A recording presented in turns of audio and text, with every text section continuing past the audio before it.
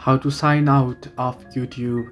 Hello everybody, welcome back to my channel. This is me Bipen Vesnet, and today I'll guide you on how you can sign out of YouTube account. Now basically signing out of YouTube account is quite simple and easy, so let me guide you through. You might get confused, but first you want to open up YouTube. You'll get an interface somewhat like this, right? Now what you want to do is you want to tap on the profile icon. You can see the profile icon at the bottom right corner of the screen in my here.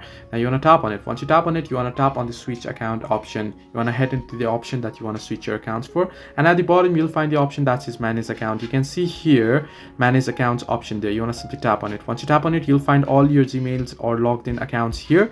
You want to simply tap on the particular account that you wish to remove, and then simply tap on remove account option. Now you can see removing the account will delete all of its messages, contacts, and any other data from this device. Continue. Simply tap on remove account. You'll have to remove your Google account from your device in order to remove the sign out of YouTube. So this way you can sign out of YouTube. Hope this helped you.